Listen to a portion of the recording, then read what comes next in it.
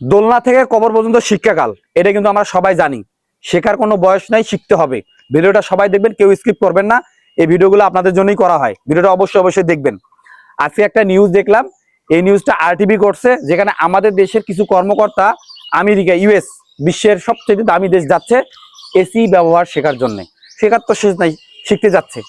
তবে আমার একটা জায়গায় এক্সকিউজ আছে, এসির ব্যবহার শেখার জন্য না যেয়ে যদি এসি কিভাবে উৎপাদন করা যায়, এসির কারেন্ট খরচ, বিদ্যুৎ বিল কিভাবে কমানো যায়, এসির কারেন্ট দিয়ে চলবে কিছুক্ষণ, এরপর কারেন্ট না থাকলে লোডশেডিং এর সময় কিভাবে এসি চলবে, এইগুলো যদি শিক্ষণীয় বিষয়, গবেষণাধর্মী বিষয়, আবিষ্কারিক বিষয় যাইতো, আমার কিন্তু কোনো আপত্তি থাকতো না। এই সামান্য এসি ব্যবহার শেখার জন্য যদি যাওয়া লাগে, বিগত দিনে সরকার 5ই আগস্টের পূর্বে সরকারও কিন্তু ঠিক ওই রান্নার জন্য, ওই কাপড় বিছার জন্য, পর্দা লাগার জন্য, শেখার জন্য বাইরে যায় ট্রেনিং নিয়ে আসছিল। এগুলো তো আমরা চাচ্ছি না, আমরা চাচ্ছি বৈজ্ঞানিক কিছু দিয়ে, আবিষ্কারক কিছু বিষয় শেখার জন্য, জানার জন্য। ভিডিওটা কেউ স্কিপ করবেন, একটু দেখবেন। মজার ব্যাপার হচ্ছে, এই এসির ব্যবহার শেখার জন্য প্রকল্পের বরাদ্দ নেওয়া হয়েছে প্রথম ধাপে 2,388,000 কোটি টাকা।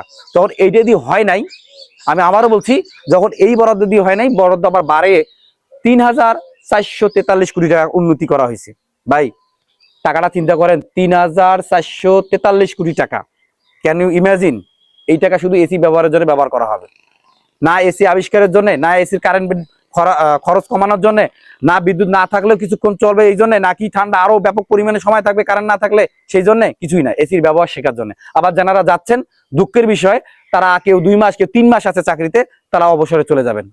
আবার অনেকে আছে মেডিকেলে, স্বাস্থ্য কমপ্লেক্সে এসি ব্যবহার শেখার জন্য যাচ্ছেন, অথচ কোনোদিন কোনো মেডিকেল তারা করেনও নাই। দুঃখজনক বিষয়। আসলে ওনারা এসির ব্যবহার শেখার জন্য যাচ্ছেন, নাকি আমাদের দেশের এই টাকাগুলা সমঝোতা করার জন্য যাচ্ছেন? প্রশ্ন কিন্তু রয়ে গেল।